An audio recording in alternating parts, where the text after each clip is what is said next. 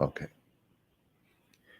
Do you ever wonder what film producers do as opposed to film directors? Well, we're going to talk to an Emmy Award-winning producer today on St. Louis in Tune.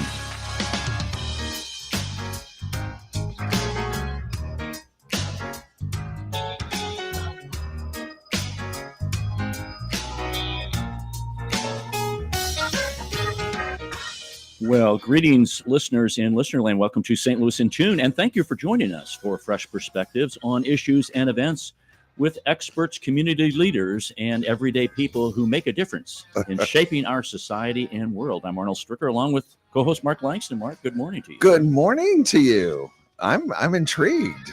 The difference between a producer and a director. And sometimes I think producers don't get the love. Oh, no, they don't. No. And isn't it their money that's making the whole thing happen or something like that? I don't know. They're like the wheels behind the machine. That's what I'm going to guess. Yeah. We'll find out from our guest here in a moment. But first, our return to civility. We like to return to civility and encourage everyone to return that way. Perform company service projects. Require employees to volunteer at least 3 times per year and offer them time away from the office to do so. Once a month, organize 4 to 10 people to either deliver hot meals to shut-ins or go help out at a local food shelf. I think that's a wonderful idea. It really builds a lot of unity and an investment in the community in which the business is located. Oh, yeah. And folks that wouldn't normally do that type of volunteer work, it's helping them get into it a little bit and reaching out and helping our fellow person. Yeah, and I know a lot of people, they might go require them to do that. Yeah, there require them to volunteer. A couple of companies do that. They give them a nice T-shirt, I think, usually, or right. so. Yeah, some cleanup kinds of things, and get a day off. Yeah, build camaraderie with your fellow workers and things like that. Absolutely, I think it's a great idea. I wish more companies would do it. Maybe they do, and I just don't see it. And more companies involved in kind of what I would call social aspects of the community.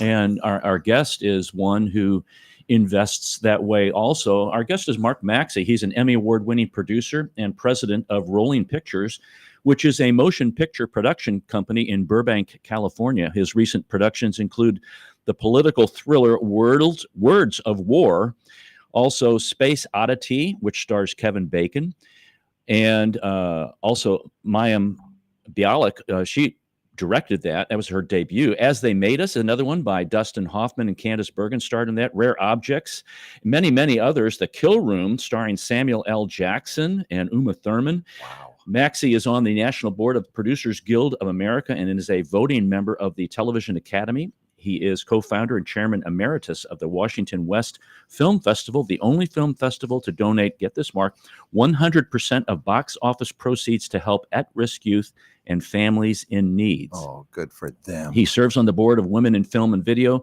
Artistic Fuel Foundation, and the Rock and Roll for Children Foundation, benefiting families fighting pediatric cancer at the Children's Inn at the National Institute of Health. He's a longtime supporter and volunteer for the USO, supporting American men and women in uniform and their families and Kids in the Spotlight, which changes outcomes for at-risk foster youth in Los Angeles through innovative visual arts programs. He puts his money where his mouth is, the social aspect in helping the community.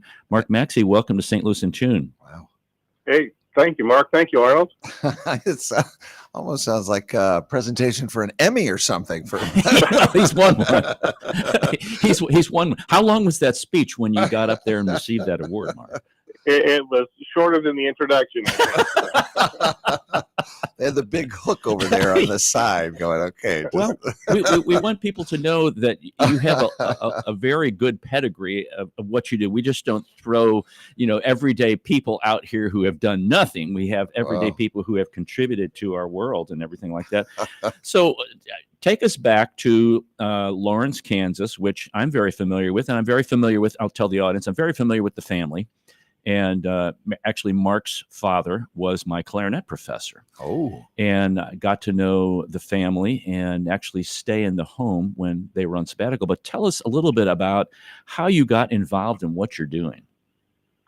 Yeah, it's, as you mentioned, my father and actually both my parents are classical musicians. So I grew up in a very in a household that was very focused on music and the arts, which was just a great way to be raised. I always loved film and the visual arts, and that in part may have been because across from where I was raised was the only film studio in Lawrence, Kansas, was across the street from our house. So it was kind of an early introduction to just the magic of movie making and what went on, in that we were extras in some of the films that they did there. It was mostly educational things, but, that's where I learned about, video and sound and lighting and craft services and all of the different elements that go into putting together a production. So, and got the bug. It sounds like that's a good place to get the bug, right across the street. That's yeah, it's amazing. It was just a magical place, and perhaps an inspiration that returned later on. So, and a pretty famous place, Centron Film Studios, that was pretty prominent at the time, wasn't it? Yeah, for their niche, educational films especially, they were a very well respected, award-winning film production studio there. On the commercial side, they're perhaps best known for the cult classic B movie, A Carnival of Souls, which was one of their few commercial ventures in the 60s. That was a double feature at the drive-in back in the day. So. Now, did you go on to get a degree in filmmaking or journalism, or what happened? How did that proceed from there? Yeah, no. So I was not one of those people that wanted to be a filmmaker when I grew up, and so that is not what I pursued academically. I really kind of fell into it. After school, I moved to the East Coast and was working for a technology company in the interactive television space, but I was part of the marketing department there. And then that kind of evolved into a role with a production company doing television and corporate and industrial production. And I kind of fell into the role of producer. I started off kind of putting together projects and productions and budgets and teams and then crafting stories, and just kind of found my place. But I was not one of the kids that grew up making movies in my backyard with my friends and dreamed of going to film school and being George Lucas or Steven Spielberg. That was not my original plan. I kind of fell into it. And you've had an opportunity to work with Lucas, haven't you? Oh no, I've worked with people that have worked with them, but I've not yet had the opportunity to work with them directly. No. Now you've also written, and you're known as a producer, but you've written, produced, and directed something on your own. Can I ask Mark real quick? This goes along the same lines that you're talking about. You are a producer, a director, and a writer. Is there one of those that you like best? Oh. Yes, I'm a producer. I mean, I wish I could write, and I'm envious of the people who have that gift. But it eludes me largely. I know enough good writers and good directors to know that I am neither. In the same way that I can change the oil on my car, but that doesn't mean that I should. Right? I'm not a mechanic. Good, well put. Yeah.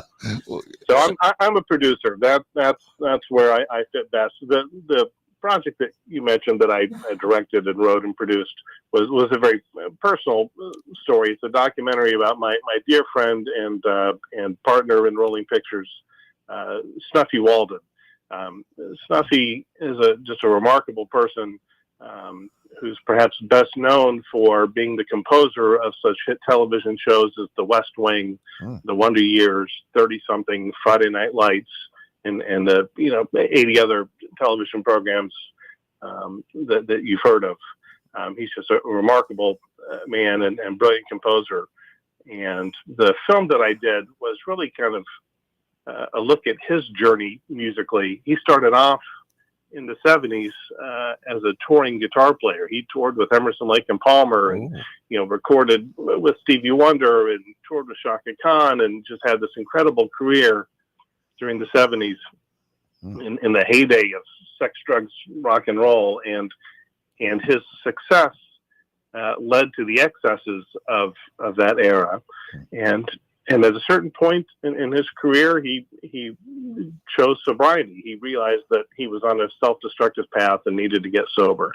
And when you're a touring guitar player, that's all you know. And once he got sober, he realized he couldn't go back out and keep doing what he'd been doing, or he'd fall back into the lifestyle he was trying to escape from. So he, at that point, had to reinvent himself. And that's when he got into scoring for television and film. And it's just a remarkable look at his journey. And it's as much a story of redemption as it is a musical look at his career. But that was a very personal story that we told through his friends. So the people in the film, it's Aaron Sorkin, Martin Sheen, Fred Savage, Tom Arnold. It's the guitar player for Toto and the keyboard player for The Who and the drummer for the band Chicago. It's kind of through their stories we reveal who Snuffy is. And the other thing about Snuffy I'll mention is that one of the themes of that film and of his life is of being of service to others, which kind of fits in with how you started this program, which just beautifully, because his whole reason for living is to be of service to others, and that's just such a beautiful thing, and I think the world needs more of that. So. Oh yeah. Well, let's talk about that, because the organization that you are president of, really has a social responsibility, and we mentioned that at the front end when I read a little of your bio. What was the impetus behind that? And I know just even in DC with the Washington Film Festival and the proceeds, was there discussion amongst the people of the film festival or of rolling pictures, and like, what are we going to do with this? Should we save this for new artists, or should we just help the community? How was that process? Yeah, in the case of the Washington West Film Festival specifically, that was the brainchild of a friend of mine, Brad Russell, who conceived of this idea of starting a film festival, but using it as an agent for good, to change the world for the better. So the tagline, the mantra for the festival is "Story can change the world," and I believe that. I believe that. Through stories and visual and musical arts, you can make the world a better place.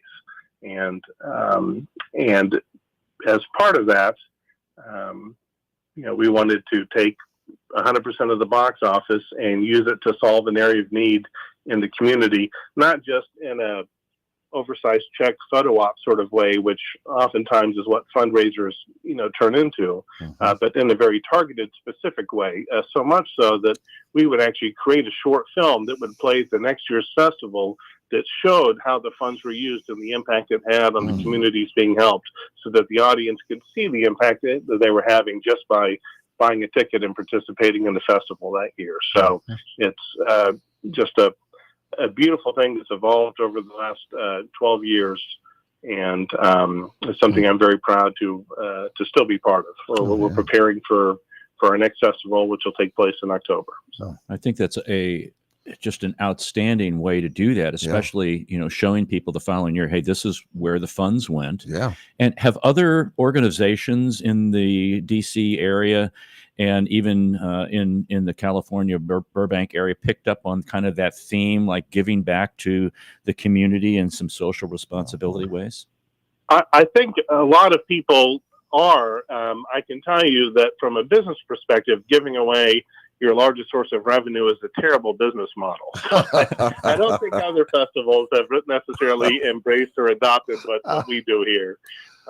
But certainly that commitment to service. I mean, one of the things that we're doing now, actually in partnership with Kevin Bacon, is someone you had mentioned in my introduction. I've had the pleasure of working with and knowing.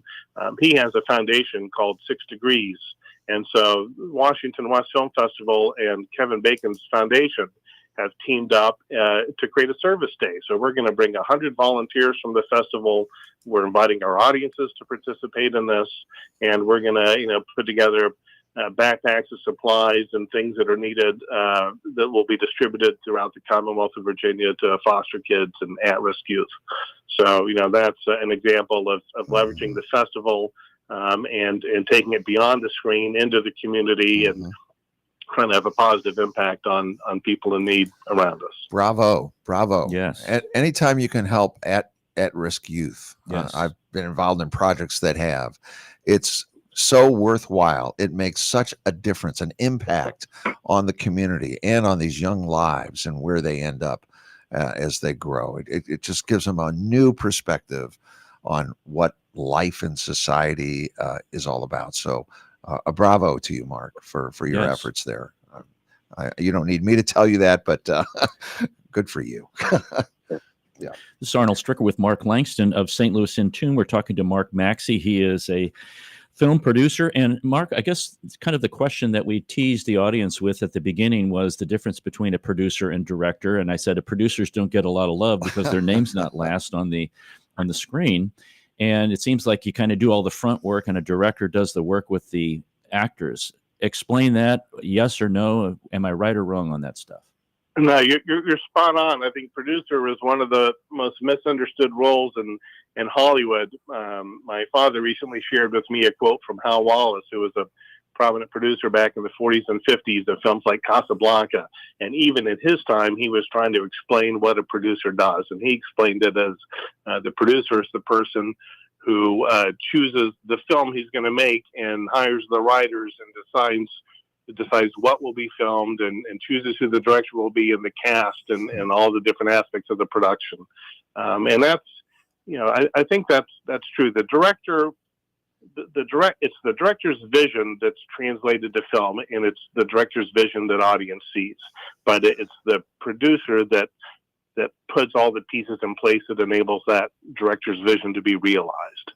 So another way of looking at it is that, and this is one of the things I love about film, is that it's such a collaborative medium. So if you watch a movie, you see all the names and the credits at the end. It takes so many people, each in their own role, working together in concert perfectly to create, the 2-hour film that you see.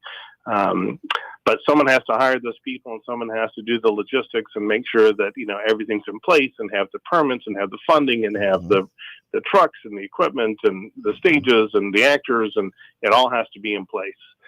There's writers and people that are involved in preparing for production. There's all the department heads and the director that are involved in the actual production. Once production is finished, then in post-production, there's editors and composers and colorists and sound people doing the things that they do necessary to deliver the film. And then there's the people that sell it and distribute it. And there's, different roles in each of those phases. The producer is the only one that's there from the beginning to the end. Wow. And that's why if you watch the Oscars, there's awards for best actor and best director and best costumes and makeup and all the other, heads of department that go into creating the film. But when the Oscar is given for best picture, it's given to the producer, because it was the producer that put all those pieces in place and allowed that to happen. God, that corrects me, because I didn't know that. I always thought the director got that award, but it is the producers. I'll be darned. Wow. And rightfully so. Sometimes I see numerous producers, even maybe one of the stars of the piece is one of the producers. I've always found that to be fascinating too. There's 3 or 4 producers, and one of them is, the star of the show, and that's kind of an interesting. Well, that's one of the challenges, I think, for producers as a whole, is that there's many different types of producers and many different types of producer credits. So there's executive producers and associate producers, co-producers, and they each kind of serve a different role and have a different function. And even between film and television is different. On film, an executive producer is oftentimes a financier, or in some cases, an actor who contributed to enabling the film to get made in some meaningful way.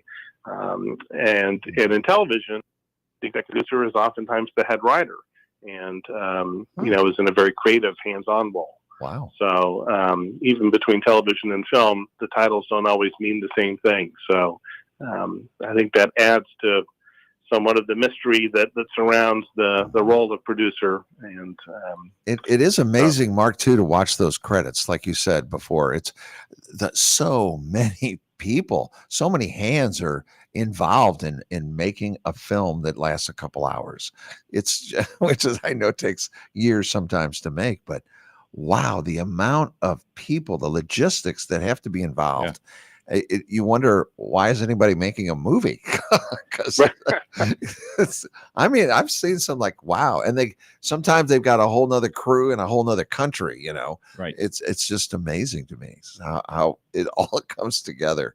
It's above my it's like on a larger scale, I think, similar to what an orchestra is. In an orchestra, you have all these different instruments, and they each have their different parts, and they all have to work together in perfect harmony to create the result that is the music that's being performed. And with film, it's just the visual interpretation of that, I think. So that's a great analogy. That's a great analogy. Yeah. Now, I know you mentioned film and television, and you've worked in both mediums, and obviously you're now really in film. But discuss a little bit why you like film more than you like television, because you've done a lot with armed services, and we're going to kind of get into that in a little bit. But why do you like film more than the television side of it?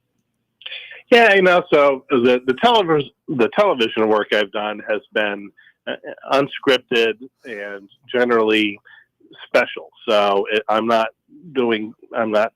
creating the Big Bang Theory or Friends or episodic entertainment series. The television programs I've been part of have been Marvin Hamlish and the National Symphony doing a live broadcast from the Kennedy Center for the troops at Christmas Eve. That was a PBS special. So, it's things like that. So it's been very singularly focused and generally unscripted, which was incredibly rewarding work. And the stories that I was privileged to help tell on those programs are stories that are near and dear to me to this day. But there you're telling someone else's story, and part of the magic of film is creating your own story. And so that's one of the reasons why I think I gravitated towards narrative film, scripted film, is that it's a chance to create something from scratch that is a story that hadn't been told yet. And it's a very different process than what I've been doing with the television productions I've been involved with. And for me, it's just a little more fun. And, I did a lot of that earlier in my career on the unscripted, side of things. And then I reached a point in my career where I looked at the next 20 years and thought, well, do I want them to look like the last 20, or do I want them to look different? And so that was the moment that I created Rolling Pictures and focused solely on narrative film, which is what I've been doing since. And I'm just loving, the stories I'm telling and the people I'm working with. Every day when I get up, I'm excited to get to work.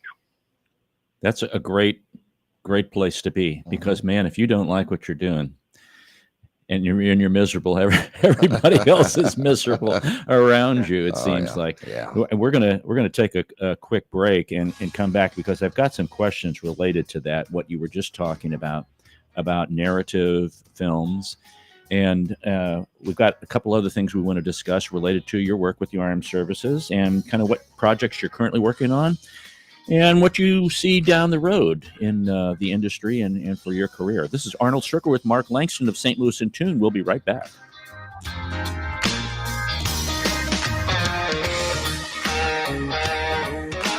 The United States has a strong tradition of welcoming newcomers and refugees. The Welcome Corps is a new service opportunity for Americans inspired to welcome those seeking freedom and safety, and in turn help strengthen their own communities. Welcome Corps is a public-private partnership that is inspired by what Americans represent to so many around the world, a beacon of hope and refuge. All it takes is a helping hand. Are you ready to learn more? Contact the International Institute of St. Louis at info@iistl.org or call 314-773-9090. That's info@iistl.org or call 314-773-9090. El Potro Restaurant and Market, located at 6922 Manchester Avenue, 1 block east of McCausland, offers the finest variety of Mexican and Central American groceries and goods. El Potro Restaurant serves authentic Mexican and Central American cuisine, including daily specials, not to mention the best horchatas and tastiest margaritas in St. Louis. Open Tuesday through Sunday. El Potro, 6922 Manchester Avenue, 1 block east of McCausland. Find them online at elpotrostl.com.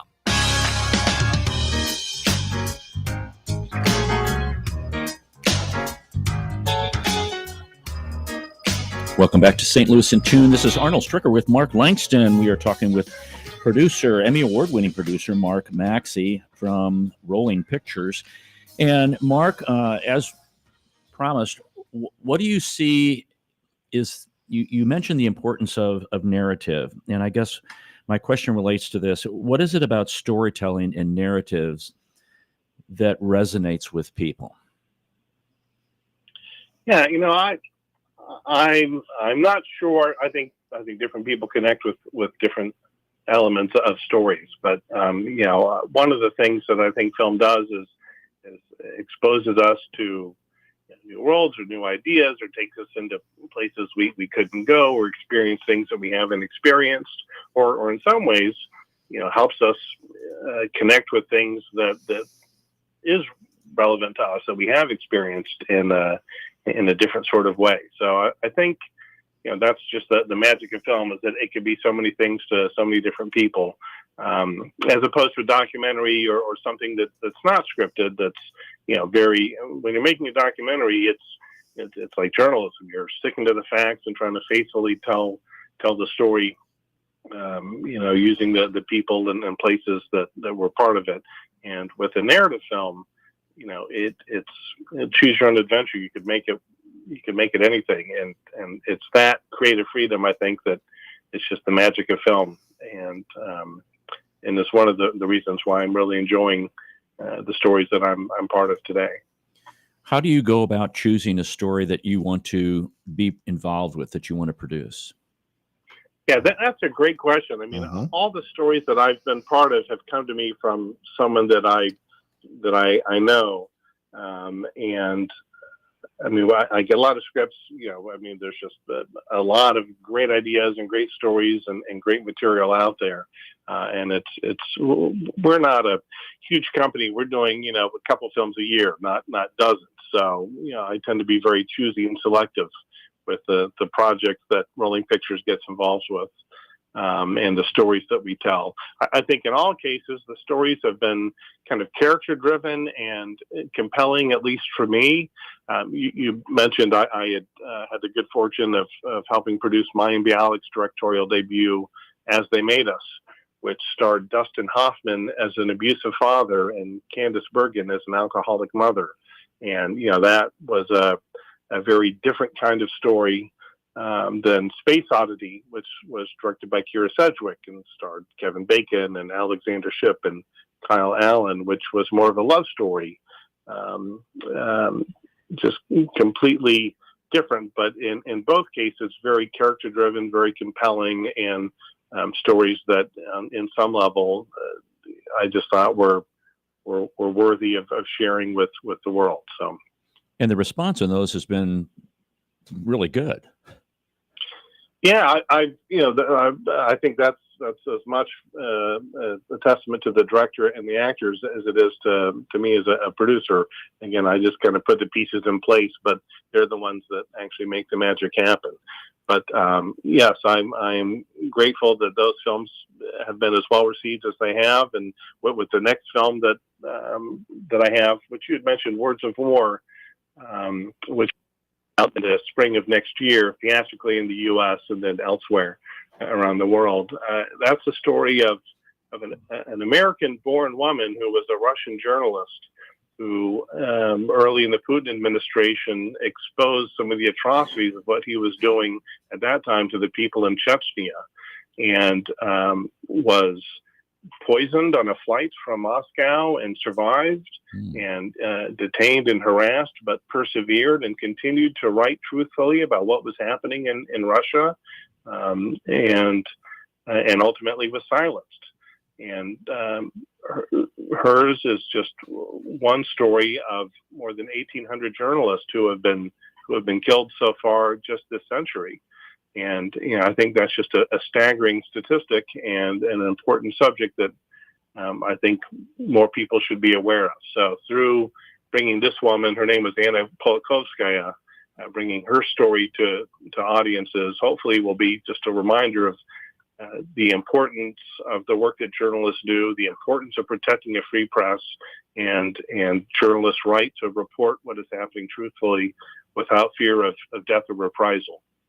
So, those types of stories. So important. I think. So important. Yeah.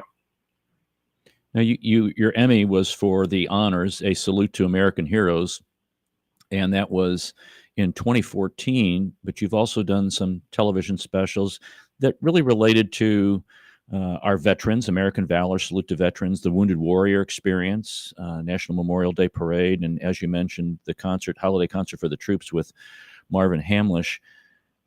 What is it about? Is it just DC? Is it the environment of veterans that, or at the time when you were where you were working and how you were working, that was projects that you were really embracing? Yeah, I did not wear the uniform, but my father did, as did so many others in his generation and in generations before. And I have so much respect for the men and women that do serve in the armed forces. At that time, this was during the Bush administration. 9/11 had happened. We were at war in Iraq and Afghanistan, and we're deploying large numbers of people overseas. And so there were so many stories of heroism and valor and courage and service that it just made sense to try to share some of those with viewing audiences here, back home. So each of those programs you mentioned all kind of focused on different American heroes and from our servicemen and women, and it's really just remarkable stories that was an honor to help shine a spotlight on. Kind of these unsung heroes, everyday heroes. Now, you live in the DC metro area, but the Rolling Pictures is in Burbank. So I know electronic media is great, phones and Skype and Zoom and all that stuff. Do you travel back and forth from coast to coast, or how do you deal with all of that? I do. Yeah. I kind of go where the work dictates. So the company's based in California. I choose to reside on the East Coast, which has been my home since I left Kansas, actually. And then the work is where it is. So the Words of War film I mentioned had me living in Latvia. We filmed that in Eastern Europe. Wow. Because in the film it was set in Moscow, and we needed some place that looked like Moscow but was safe for us to work in. So, we spent several months in Latvia for the Kira Sedgwick, Kevin Bacon film. We filmed that on a flower farm in Rhode Island. So it was a month in Rhode Island. Or the Dustin Hoffman film, we filmed in New Jersey. So it was, spending, 4 or 5 weeks in New Jersey. So, in my work, I tend to go where the work is, which gives me the freedom to live where I want and then have my company where I want. So. Now, as you look back on your career, what are you most proud of in your accomplishments? What are we've mentioned highlights and things, but do some things kind of rise to the surface above others? I don't know. I think I'm most proud of my kids. Good for you. I think my greatest work, my greatest accomplishment is producing 2 remarkable young men. One of whom is a music educator, as was my father. He was a choir kid growing up and is now a music teacher for Loudoun County Public Schools in Virginia. And then my other son is getting a master's in psychology, currently having completed his undergraduate in philosophy and psychology at Michigan State. So I think they're my 2 greatest accomplishments or contributions to the world. But I think if I had to choose a favorite film or a favorite story, I think it's always the next one. So in this case, it would be the story about the journalist. I think that's currently my favorite. I'm always excited about what's next. Very compelling story. Oh, yeah. Wow. Fantastic. You've met quite a few people. Do you ever get autographs from these folks? That's a crazy. It's funny. I don't. I've never been an autograph seeker, and I do have a few photos with people from over the years, which has been kind of fun. But I think for maybe the Up to Snuff story was perhaps the most rewarding for me personally in that sense, because not only is Snuffy a friend, but I liked The West Wing. I liked The Wonder Years, and I liked these shows that he had worked on. So to tell his story by sitting down with, I spent my birthday with Martin Sheen one year because he was who we were interviewing that day for that film. Or Aaron Sorkin is one of my favorite television writers, and so to be able to sit down with Aaron and talk about his stories about working with Snuffy and why Snuffy has been such an inspiration for him, those were real treats for me. That's where it doesn't feel like work. I feel like I'm getting the better end of that deal. I just really enjoyed the people that were part of telling his story. So. Mark, you're not in Kansas anymore. That's for sure. What a journey. I mean, to end up in Burbank, California from Kansas, I guess it just happens, right? Absolutely. It's one of those things that you follow your dream, you follow your heart, and just find out where you end up. It's just amazing. Indeed. And that's one of the things I tell my kids is follow the fun. If you're having fun and if you love what you do, then every day is a good day. And, going to work doesn't feel like going to work. No. So I think that's such an important lesson that, some people don't learn early enough in life is to follow the fun. Yeah. Right. So you pinch yourself every so often? I am in awe of where I am and the things that I'm doing and the people that I'm fortunate enough to work with. No one's more surprised than I at where I am. Yeah, and I'm sure they feel the same way about you, though, Mark. I'm sure they're. I do. I bet they do. They say, "Well, I'm working with a fantastic producer here," and they put a lot of faith and trust into you, I think, as well. And it says a lot, I think. I don't think they would do that if they didn't have that, that faith and trust in you. That's true. They wouldn't do it with me. That's why producers don't get the love at first. But when you look back on a production that's completed, what immense work went into organizing and the logistics of that's crazy. And the money. I don't understand how they find the money for some of these projects. It's got to be. Where do they find the money, Mark? It's a remarkable feat. Yeah, financing and distribution are the two most challenging aspects, at least in my experience, for independent filmmakers. I think if you're working with a big Hollywood studio, it's easy because the money and the distribution kind of is provided through the studio. But for companies like Rolling Pictures, it falls to us to package and finance and produce and then sell to a distributor the work that we've created. So those are definitely the things that make it feel like work. When it feels like work, it's definitely things related to financing and distribution for sure. So would you think some really great films may fall through the cracks because of distribution? Like, here's a fantastic film, but it never got the sea legs or whatever, got the distribution that it really should have had, and as a result, it didn't get out there like it should. I think both films. There are films that have been made that didn't get the distribution it should have, and so aren't getting the visibility or having the impact that they could have. And then I think there are some stories that just never get told because things didn't line up. There's a screenplay that I had acquired the rights to. That was a story about a remarkable person of color who had a very unique place in American history. And I just thought this is the kind of story I wanted to help tell and the type of story I wanted to spotlight.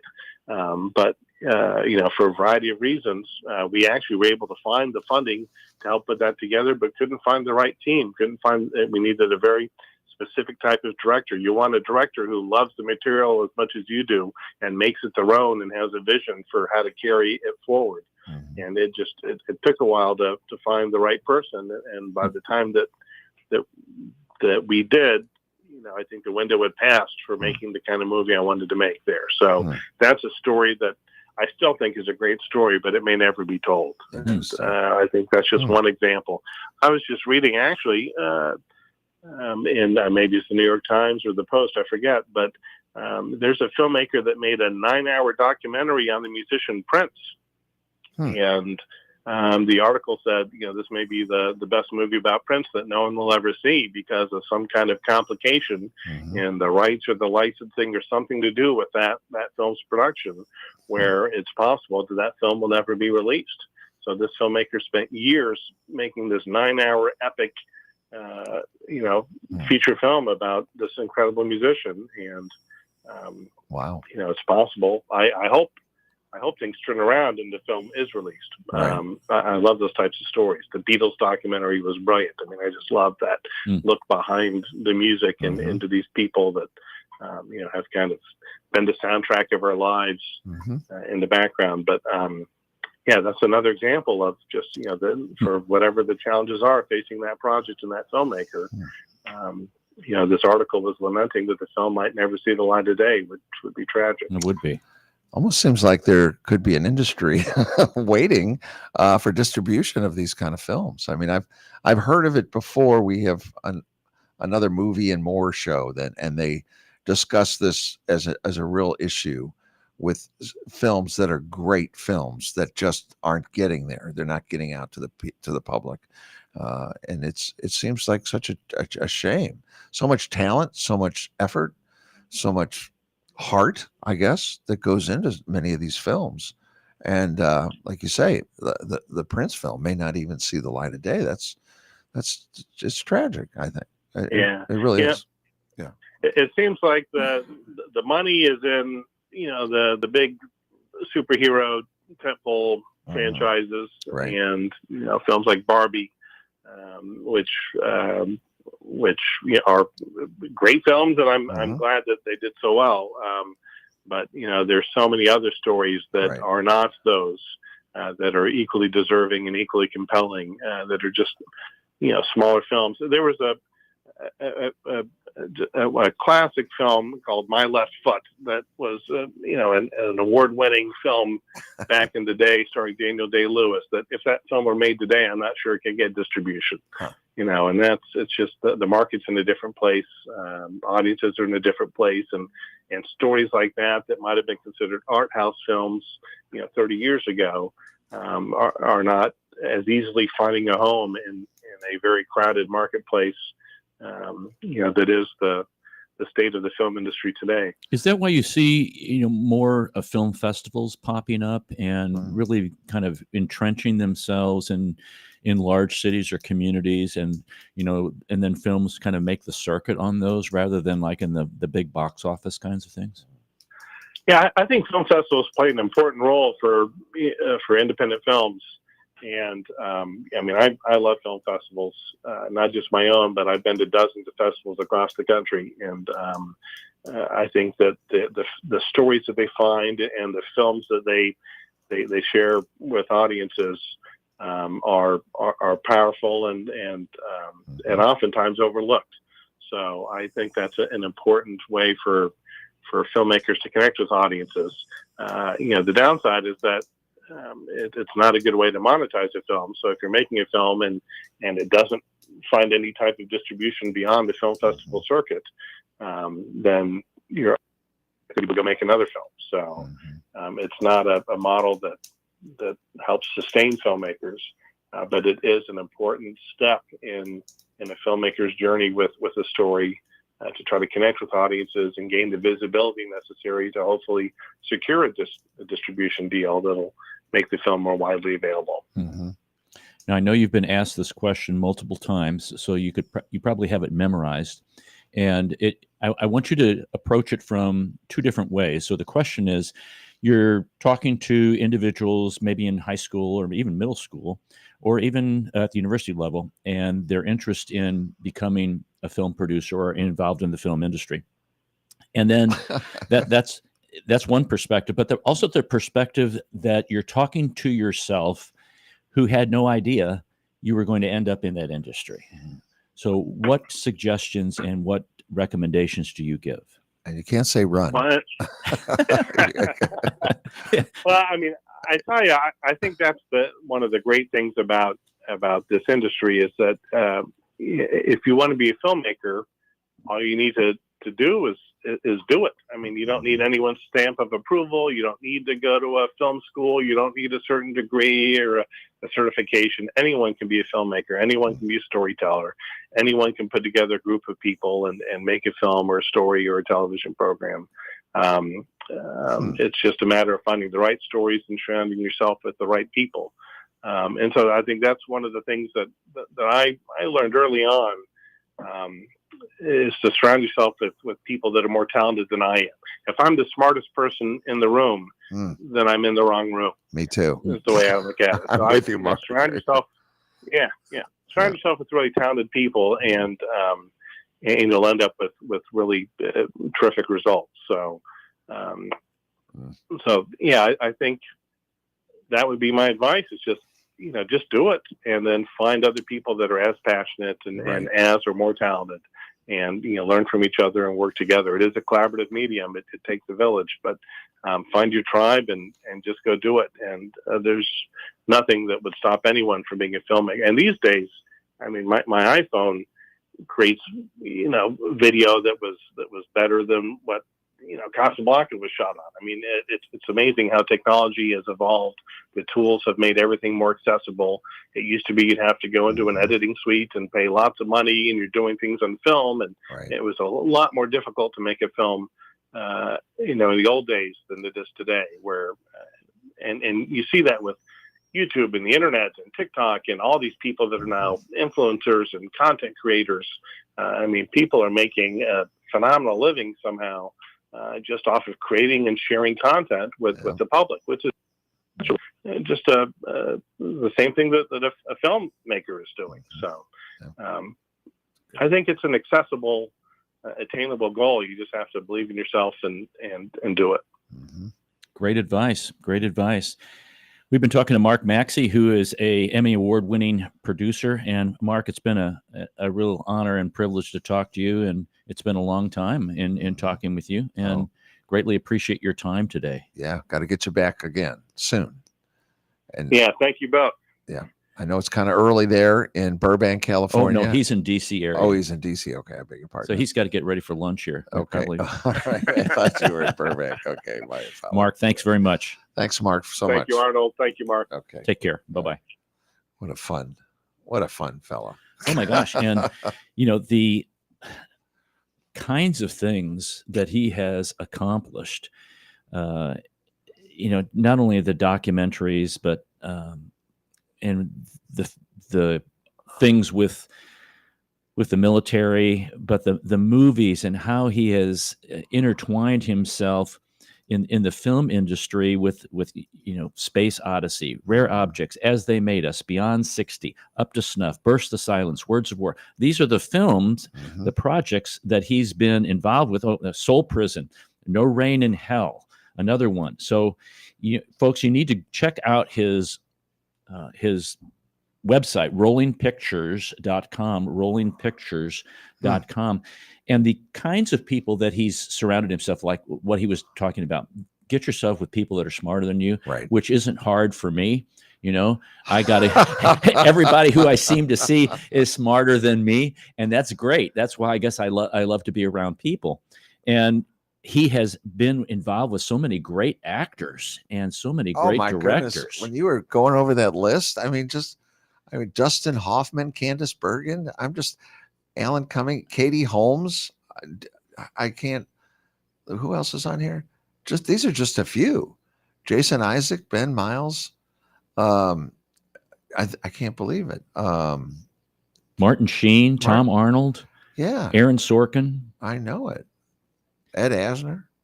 So all of that, and that's one of the things that I think is really important that. Arnold Stricker's on here. No, he wouldn't be anywhere around that thing. Is what he said is so true that, and I learned this, and I know you learned this, of what to do and what not to do. And you can be around really wonderful, intelligent people and watch what they do. Watching is very important. Listening is very important. And sometimes they make mistakes and sometimes they don't. And you remember, I need to remember the things that they did, and I remember the things that they did that didn't work, you know? And those are all things and those are things you pass on to your kids. Right. So they don't have to learn those lessons again. And it sounds like he's done that with his sons. And, kudos to him for doing that. Oh, yeah. Well, yeah. It was just a lot of fun to talk with Mark. Oh, yeah. Yeah. I mean, we don't get Emmy Award winning No, we don't. guests often, but I mean, we are. Anyway. Well, I've got to thank his mom and dad. Linda and Larry Maxey, who I know very well. And, it's not what you know, it's who you know. Is that what you're saying? Well, Larry Maxey, my clarinet professor, was just an outstanding. Does his dad play the clarinet? Pardon me? Does his dad play the clarinet? Oh, dad, his father, yes, clarinet professor. Really? Yeah, he was clarinet professor. Wow. He was, never a really, really good clarinet player. I don't mean to laugh, but you don't hear that there's a professor of clarinets. Oh yeah. If you go into clarinet performance or any kind of instrument performance, there's always a professor of that particular instrument. Wow. Who they've mastered that instrument. Makes sense. But and Dr. I call him Dr. Maxey. I won't call him Larry. Dr. Maxey, that's out of respect. Right. He would say he's still learning. He's still accomplishing the instrument. But there's more to playing than just mastering the instrument. Right. There's life. There's the music. And how do you translate what's on a written page into something that people will enjoy? And then his mom, Linda, who I will call Linda because she was never one of my professors, is an outstanding marimbist, international acclaim. Really? Yes. And just outstanding individuals, people that you really like to be around, that you have great conversations with, that you learn from. Right. They are models and role models for you and that kind of thing. So kudos to the Maxeys, Larry and Linda Maxey, for raising a great son, Mark, and they also have a daughter, Kim, and she's very successful also. So, do we need to call you Dr. Arnold then? You could, because I do have a doctorate. Yes, in education. So I should be Dr. Arnold. I don't know that.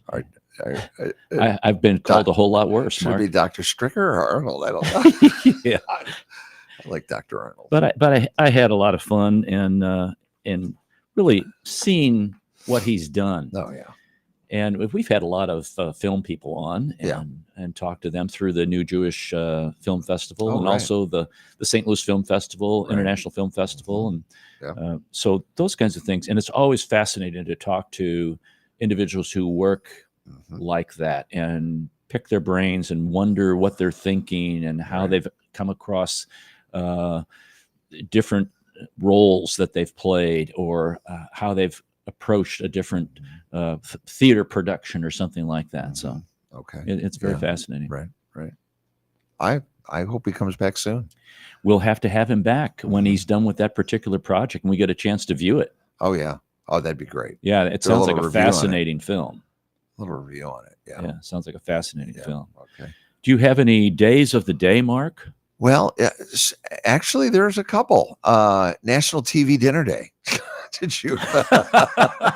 It takes me back to those Swansons. Yes. That you peel off, and the peas were kind of like fried, and what is it, Swiss steak and the mashed potatoes. Yeah. Stouffer's TV dinner. I just can't wait. Mouth-watering. Yeah. Now, the round building that's empty in downtown St. Louis used to be Stouffer's. Yes. Owned by the Stouffer's TV dinner people. Really? I didn't know that. Wow. It's Swap Ideas Day. Oh. It's a good day to swap ideas. We do that every day. Yes, we do. I know. Just a couple others here. Let's see. Libraries Remember Day. Libraries are treasure troves of knowledge. And you should think about that. National Hot Cross Buns Day. Where does this come from? 1 penny, 2 penny. Yeah. And also one of my favorites, No News is Good News Day. Oh, that's every day. No News is Good News Day. Who would have thought that it's no news is good news day? Are you okay day? Are you okay? Every day. You should Are you call okay day. someone and say, "Are you okay?" Mm-hmm. And that goes along with the National Day of Encouragement. Oh, yes. Today is the do a bit to uplift those around you. So again, should be an everyday. A National Police Woman Day. Oh, how about that? There you go. So thank a police woman for her service today. National School Picture Day. That's one that I know. All right. So a story about that. Yes, let's head. There was this teacher who every year from his first year to when he retired wore the same outfit for school pictures. I love it. What a great idea. Oh yeah. That's a fantastic idea. I know. Okay. That's about all I got. Okay. I kid. I've got a couple funnies here. Oh no. Never make snow angels in a dog park, Mark. I think that'd be right. That'd be a good idea. I never make the same mistake twice. I make it 5 or 6 times just to be sure. Okay. And have you ever talked to someone about something and they laugh? Maybe, especially appearance, We all know that mirrors don't lie, and I'm just grateful that they don't laugh. Oh.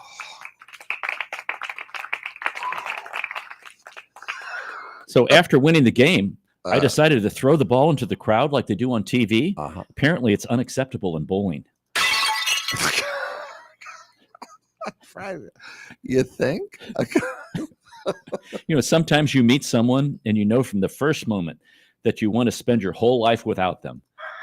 I understand that. Yeah. I know passwords have changed. They also ask, it's funny that, I've seen this before, that technology is now asking us to prove that we're a human. Right. But passwords, sometimes you say, well, it's got to have this and got to have that. So here's one.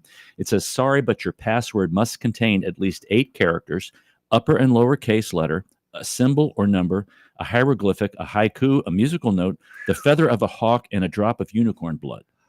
Wow. No kidding. Some of them are like that. Oh, yeah. Yes, they are. Oh, my gosh. That's just not right. Like, what are you trying to do to us? I know. It's like, right. Okay, let's see here. I told my suitcases that there will be no vacation this year. Now I'm dealing with emotional baggage. Ooh. Golly. Then there was this sign. That's almost a dad joke. That said, you can't change the people around you, but you can change the people around you. I'm going to say that again. You can't change the people around you, but you can change the people around you. That horse out here. And the longest drum solo, you think maybe Buddy Rich or Gene Krupa or somebody like that back in the day. But the longest drum solo was 10 hours and 26 minutes. It was performed by a child sitting behind me on a Delta flight from LA to Tokyo. Yes. You got that right. Oh my gosh. And the parents don't do anything about it. No. They smile and go, what a good boy. I know it. Yeah, right. As he kicks the seat also. Oh, well, that's all for this hour, folks. We thank you for listening. If you've enjoyed this episode, you can listen to additional shows at stlintune.com. Consider leaving a review on Apple Podcasts, Podchaser, or your preferred podcast platform. Your feedback helps us reach more listeners and continue to grow. Thanks to Bob Berthasell for our theme music. Thanks to Mark Maxey, our guest, and co-host Mark Langston. We thank you for being a part of our community of curious minds. St. Louis in Tune is a production of Motif Media Group and the U.S. Radio Network. Remember to keep seeking, keep learning, walk worthy, and let your light shine. For St. Louis in Tune, I'm Arnold Stricker.